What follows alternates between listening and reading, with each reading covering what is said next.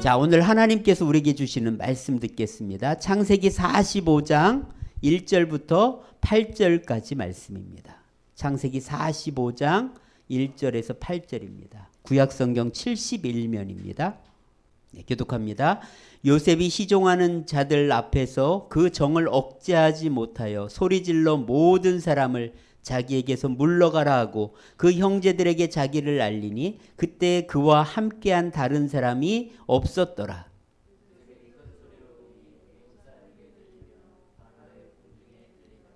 요셉이 그 형들에게 이르되 나는 요셉이라 내 아버지께서 아직 살아 계시니까 형들이 그 앞에서 놀라서 대답하지 못하더라.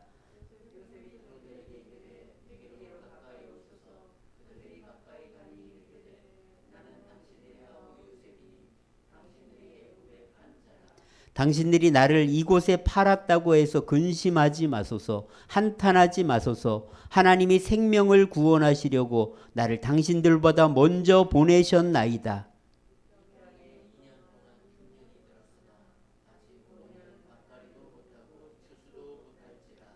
하나님이 큰 구원으로 당신들의 생명을 보존하고 당신들의 후손을 세상에 두시려고 나를 당신들보다 먼저 보내셨나니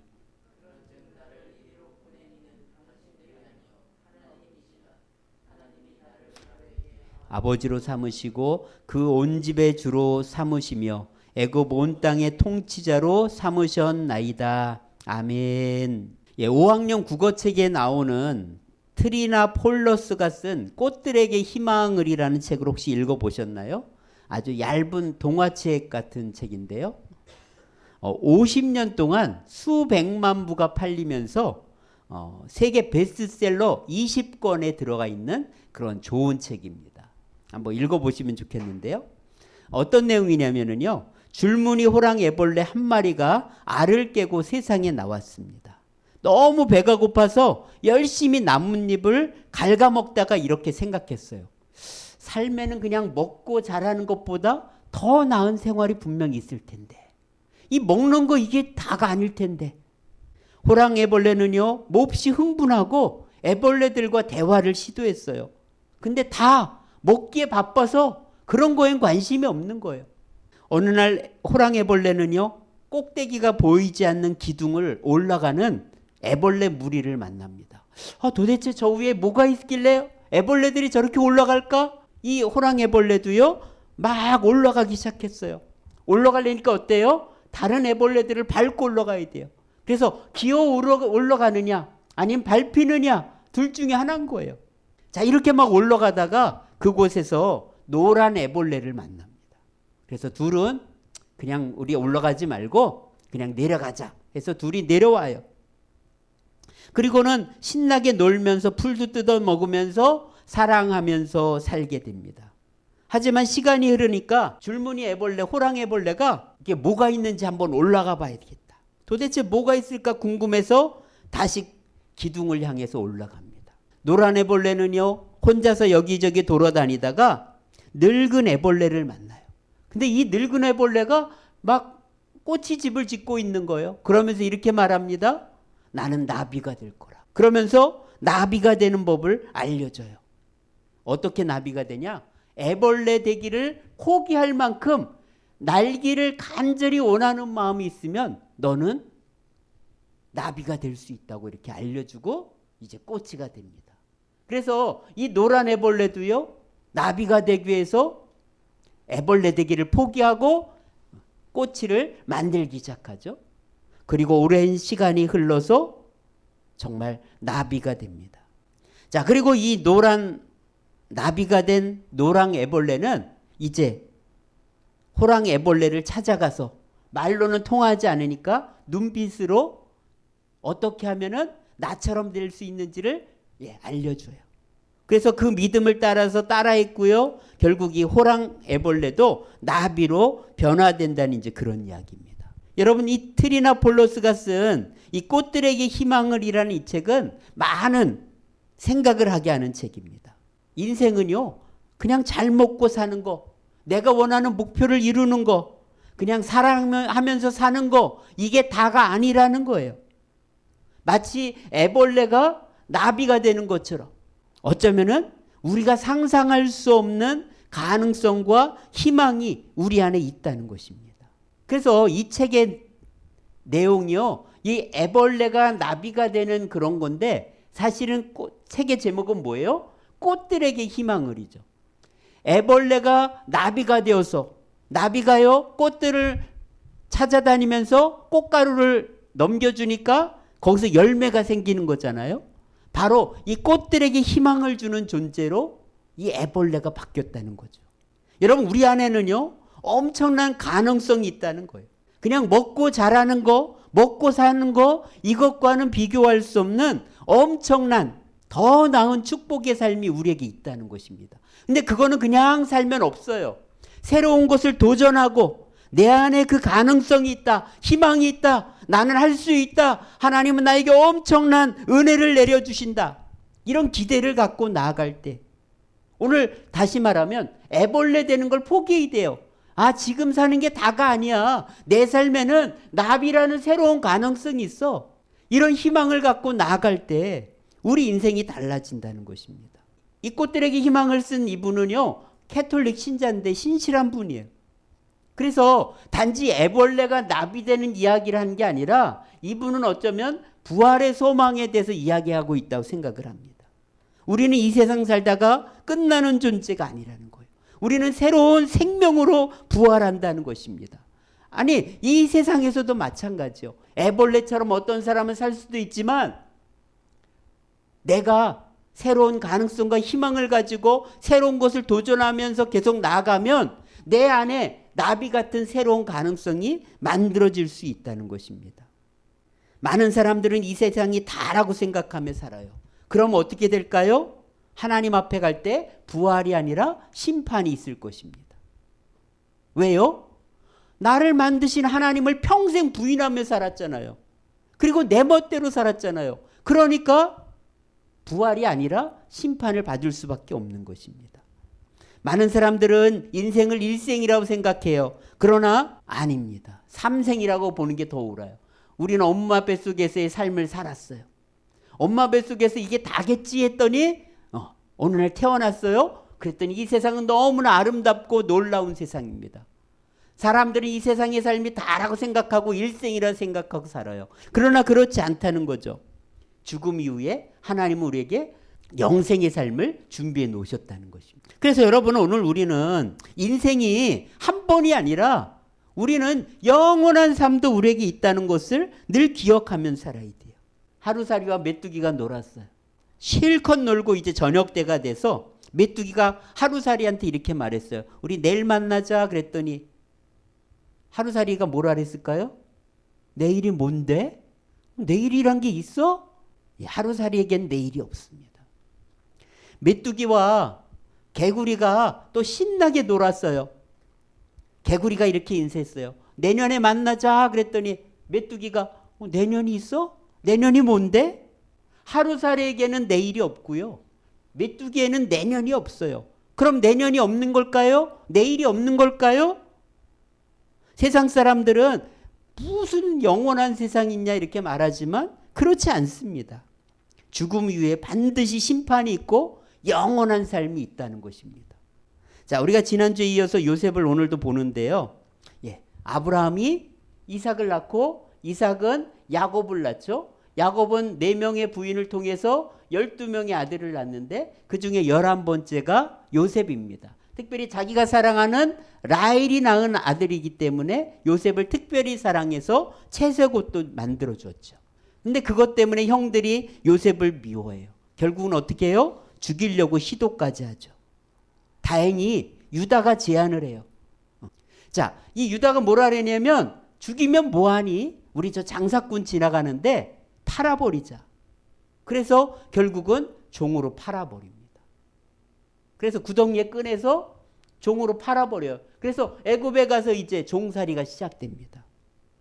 얼마나 힘들었겠어요. 그런데 이 보디발 장군의 집에서 또 열심히 일해서 인정받죠.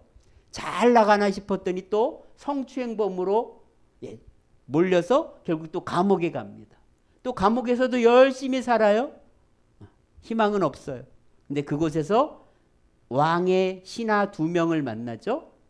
이 왕의 신하들도 감옥에 잘못해서 왔는데 꿈을 꾸고는 걱정하는 거예요. 그래서 그 꿈을 해석해 줬죠. 그랬더니 한 명의 신하는 그 꿈대로 다시 왕궁으로 돌아갔고, 한 명의 신하는 그날 죽임을 당합니다. 자, 이 신하가 요셉을 기억해 주겠다고 해놓고 나가서 까먹어요. 그런데 2년이 지나서 바로가 꿈을 꿉니다. 근데 그 꿈이 무슨 뜻인지 모르겠는 거예요. 그때 이 신하가 그때 일을 생각하죠. 왕궁, 내가 감옥에 있을 때 꿈을 잘 해석해 줬던 청년이 있습니다. 그랬더니 당장 데려와라. 그래서 요셉을 데려왔더니 요셉이 그 바로 왕의 꿈을 갖다 해석해 줍니다. 앞으로 7년 동안의 풍년이 올 것이고, 그 다음엔 7년 동안에 엄청난 흉년이 올 것인데 대비를 하면은 할 수 있습니다 하면서 방법까지, 대책까지 마련을 해줘요. 그랬더니 이 바로 왕이요, 당장 오늘부터 네가 총리해라. 그래서 풍년을 대비하고 흉년을 대비하라고 그렇게 시키는 것을 봅니다. 자, 이렇게 이제 풍년을 잘 준비해 놓고 이제 흉년이 시작됐는데, 흉년이 2년째가 되니까 온 세상에 먹을 게 다 떨어졌어요. 왜? 사람들은 대비를 하지 않은 거죠. 근데 애굽에 식량이 있다는 말을 듣고 다른 지역에서도 곡식을 사러 오는데 야곱도 보내죠. 야곱의 가족이 무려 70명이나 됐어요. 70명이 다 죽게 생긴 거죠. 그래서 10명의 아들을 갖다가 보냅니다. 이 10명의 아들은 요셉에게 와서 자기 동생인지도 모르고 꾸벅 절을 하죠. 바로 그 꿈이 이루어지는 겁니다. 자, 요셉은 알고도요, 모르는 척을 해요. 아니, 자기를 애굽에 팔았던 형들을 봤으니 얼마나 깜짝 놀랐을까요? 어떻게 복수를 했을 것 같아요? 이 애굽의 정보를 보러 엿보러 온 너희는 정탐꾼이라고 몰아붙입니다. 너희는 정탐꾼이다. 그러니까 형들이 변명을 해요. 우리는 한 사람의 아들들이고 12명이 있었습니다. 그런데 한 명은 지금 집에 있고 한 명은 없어져 갖고, 그래서 우리가 지금 10명이 온 겁니다. 이렇게 얘기를 해요. 그랬더니 니넨 정탐꾼이다. 당장 가서 네 막내 아들, 그 집에 있는 아들을, 동생을 데려오면 내가 믿겠다. 그래서 결국은 감옥에 3일 동안 가둡니다. 자, 이 감옥에 있는 동안요, 이 형들이요, 갑자기 20년 전에 자기 동생을 팔았던 일을 생각을 해요. 우리가 그때 애걸복걸하면서 살려달라고 제발 그렇게 사정할 때 우리가 그러면 안 됐는데 하면서 이 일을 통해서 20년 전의 일을 끄집어내요. 자, 3일 후에 이제 다시 감옥에서 끄집어내고요. 2번째 시므온을 갖다가 감옥에 대신 넣고 나머지를 돌려보내요. 그러면서 돈도 자루에다 다 넣어주죠. 이 형들은요, 이거 하나님이 왜 우리한테 이러시냐면서 불안해합니다. 그러면서 계속 이들의 마음이 흔들려요. 자, 이제 시간이 흘려서 애굽에서 사온 곡식을 다 먹어치웠습니다. 아버지는 끝까지 베냐민을 보낼 수 없다는 거예요. 요셉도 죽었는데 이 베냐민까지 죽으면 안 된다는 거예요. 그래서 못 보낸다는 거죠. 그랬더니 루벤 첫째 아들이 이렇게 말해요. 내가 못 데려오면 2 아들을 죽이라고. 근데 아버지가 별로 감동을 안 해요. 곡식은 떨어졌고 너무 어려우니까 다시 이제 한참 있다가 유다가 제안을 해요. 이렇게 말합니다. 내가 아버지 담보가 되겠습니다.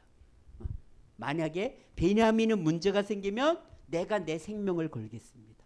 그러니까 그때서 아버지가 이제 갔다 오라고, 베냐민도 같이 가라고 합니다.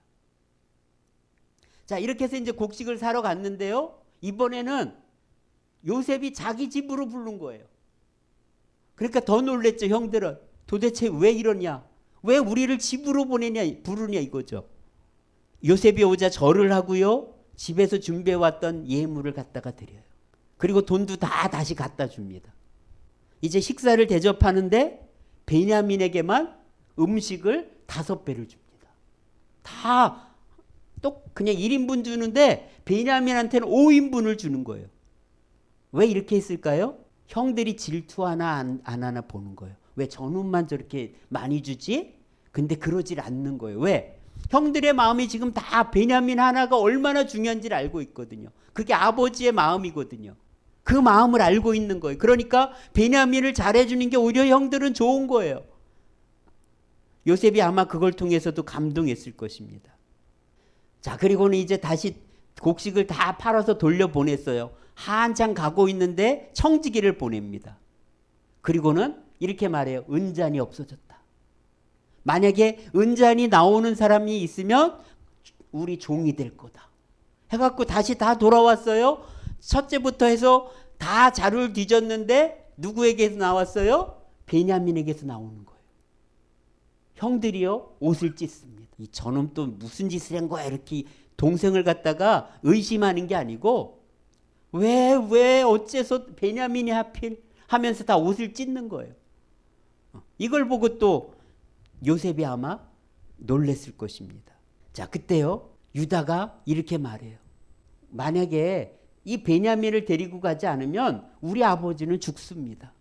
그러니까 내가 대신 종이 되겠으니까 제발 베냐민을 돌려보내달라고 막 이렇게 간곡하게 사정해요.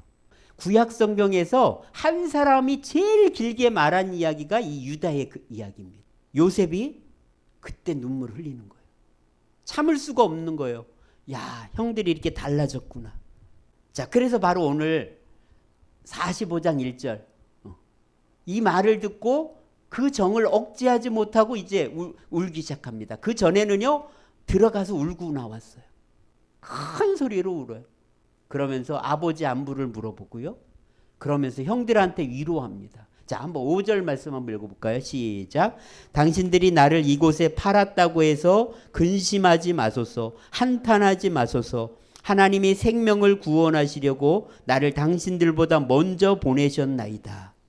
요셉은요 형들이 자기를 팔았던 것을 부인하지 않아요. 당신들이 나를 팔았습니다. 내가 그래서 얼마나 고생했는지 알아요? 그러나 그것 때문에 근심하고 한탄하지 마십시오. 왜? 나는 이제 알았습니다. 바로 우리 가족을 살리려고 나를 먼저 이곳에 보내신 겁니다. 요셉은 하나님의 계획을 깨달은 거예요. 왜 내가 이런 고난을 당했는지. 그래서 형들을 미워할 수밖에 없는데 미워하지 않는 거예요. 왜? 여기에도 하나님의 놀라운 뜻이 있구나. 여러분 형들이 잘못한 것을 부인하는 게 아닙니다. 형들 당신들이 나를 판 거 나는 그거 잘못됐다 분명히 안다. 그런데 하나님은 이것을 갖다가 좋은 것으로 바꿔주셨다는 거예요. 하나님은 큰 구원으로 우리 가족을 살리려고 나를 먼저 보내셨습니다. 형들이 잘못은 했지만 하나님은 그걸 가지고 어떻게 쓰셨다고요? 그 재료를 가지고 좋은 것으로 바꿔주셨다는 거예요. 놀라운 것은요. 이렇게 요셉도 고백하고 있지만 형들도 이런 여러 가지 상황을 통해서 자기 양심의 소리를 듣고 그 소리를 외면하지 않았다는 거예요. 뭐 지나간 일인데 그걸 왜 자꾸 우리가 들추냐? 얘기하지 마 이렇게 하지 않았다는 거예요. 그래서 이 창세기 45장의 이야기는 해피엔딩으로 끝납니다. 더 글로리처럼 복수를 하는 거로 끝나지 않고 해피엔딩으로 끝나요. 전 요즘 한일 과거사 문제로 정치권이 시끄러운 거를 보면서 이런 생각을 해봐요. 2018년 대법원에서 이 전범 기업인 미쯔비시에 배상을 하라고 판결을 했습니다. 그런데 미쯔비시가 안 하는 거예요. 이번에 대통령이 가서 어떻게 했어요? 민간 재원을 가지고 배상금을 주자 이렇게 발표했습니다. 이게 여러분 옳은 방법일까요? 저는 이렇게 생각해 봤어요. 최선의 방법은 뭘까요? 일본이 사죄하는 거예요. 그리고 배상하는 거예요. 그건 누구나 다 합니다. 근데 일본이 해요 안 해요? 독일 같지 않고 일본은 뻔뻔하게 잘못을 반성하지 않습니다. 일본 침몰할 때까지 그들은 절대 잘못했다고 말 안 할 겁니다. 그러면 우리는 일본하고 어떤 관계가 돼요? 영원히 왼수가 되는 거예요. 그래서 어떻게 보면 저는 우리나라가 이득을 위해서 이것도 좋은 방법이 아닐까 저는 이런 생각도 해봤습니다. 책 제목이에요. 잘 살아라 그게 최고의 복수다라는 책이 있어요. 이거는 탈무드에 나오는 이야기입니다. 읽어볼까요? 잘 살아라 그게 최고의 복수다. 여러분 우리는 복수가요. 내가 당한 대로 그대로 해주는 게 복수라고 생각하는데 그게 아니라는 거예요. 여러분 나를 무시한 사람에게 상처받아서 내가 막 힘들어하고 있으면 그 나를 힘들게 했던 사람은요 고소해야 합니다. 내가 역시 성공했어. 근데 여러분 내가 잘 살아버리면 자기가 했던 그게 헛된 게 되잖아요. 그래서 그 사람이 나를 괴롭히려고 했던 것이 헛되게 할 수 있는 방법이 뭐냐? 내가 잘 사는 거예요. 그러면 자기가 실패했죠. 괴롭힌 게 다 소용없어졌으니까. 여러분 이게 진짜 복수라는 거예요. 상처받지 말고 내가 정면 돌파하는 것입니다. 그 사람에게 휘둘려서 아파하지 말고, 물론 아파할 수밖에 없죠. 그러나 그 아픔으로 끝나지 말고 실력을 키우는 거예요. 내가 그 사람보다 압도적인 성취를 이루는 것입니다. 그래서 내가 잘 사는 모습을 보이는 게 최고의 복수라는 거예요. 저는 그렇게 생각해요. 일본 사과 안 해도 돼. 니들 언제 우리 앞에 무릎 꿇는 날이 올 거야. 이게 진정한 복수가 아닐까 저는 생각해요. 그놈들 왜 사과 안 해 하면서 매일 욕하면서 싸우면은 나만 나쁜 놈 됩니다. 여러분 그건 누가 손해입니까? 전 내가 손해라고 해요. 저는 요셉도 그렇게 살았다고 생각합니다. 형들을 미워하기보다 형들이 절하도록 실력을 키웠습니다. 물론 내 노력으로만 되지 않죠. 하나님의 은혜가 그곳에 있었던 것을 우리는 성경을 통해서 볼 수가 있습니다. 실력을 키우니까 자기의 인생의 최고의 악이 최고의 선으로 변화되는 것을 우리에게 보여줍니다. 여러분 하나님도 마찬가지입니다. 하나님도 사랑하는 아들 예수님을 죽인 그 십자가를 인간들을 용서하는 도구로 바꾸시는 것을 볼 수가 있습니다. 그랬더니 그 십자가 사랑을 경험한 모든 사람들이 하나님께 회개하며 돌아왔고 변화되었습니다. 여러분 원수를 갚으면 해결되는 것이 아닙니다. 원수를 갚으면 이 죄악의 역사는 영원히 끝나지 않게 됩니다. 하나님은 우리에게 말씀하셔요. 원수 갚는 것은 내가 할 일이라고 말씀합니다. 우리 로마서 12장 19절 말씀 한번 같이 읽어보겠습니다. 내 사랑하는 자들아 너희가 친히 원수를 갚지 말고 하나님의 진노하심에 맡기라. 기록되었으되 원수 갚는 것이 내게 있으니 내가 갚으리라고 주께서 말씀하시니라.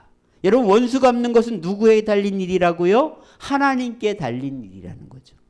여러분 이 세상이 끝이라고 생각하는 사람들은 원수를 갚으려고 하고 복수하려고 할 것입니다. 우리는 이 세상에서 해결되지 않는 문제는 하나님께서 반드시 심판하심을 믿어야 됩니다. 하나님은 진노하실 것입니다. 예수님께서 십자가를 이기고 3일 만에 부활하셨듯이 우리도 부활하게 될 것입니다. 애벌레가 나비로 변하듯이 지금과 비교할 수 없는 모습으로 우리는 변화될 것입니다. 저 천국에서 부활할 때 부끄럽지 않도록 우리는 이 세상에서 살아야 됩니다.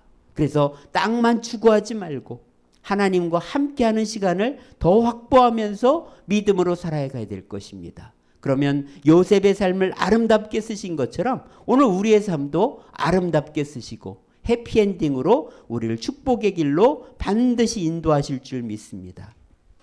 하나님 아버지 감사합니다. 애벌레가 나비가 되는 것과는 비교할 수 없는 정말 하나님 우리가 예수 그리스도를 믿음으로 말미암아 우리는 저 천국에서 정말 놀랍게 변화될 것을 믿습니다. 이 소망을 갖고 있음에도 불구하고 그냥 이 세상에서 먹고 마시고 즐거운 것에 우리가 취해서 살 때가 많습니다. 주님 저희를 불쌍히 여겨주시고 늘 하늘 소망을 가지고 부활의 소망을 가지고 살아갈 수 있도록 저희를 도와주시옵소서. 아버지 하나님 그래서 정말 더 주님이 기뻐하시는 일, 더 주님 앞에서 올바른 것을 추구하며 나아가도록 도와주시옵소서. 요셉이 형들에게 원수를 갚는 것이 인생의 목적이 아니었던 것처럼 오늘 우리들도 정말 하나님 더 큰 것을 바라보며 하나님의 큰 구원과 하나님의 큰 사랑을 생각하며 살아가는 저희들이 되도록 도와주시옵소서. 정말 잘 사는 것이 하나님 앞에서 올바르게 사는 것이 그것이 가장 가장 복된 것임을 기억하며 살아가도록 저희를 붙들어 주시옵소서. 오늘도 하나님 앞에 부활을 감사하며 드리는 우리의 예물, 또 아버지 하나님 11조와 감사헌금과 선교헌금과 주일헌금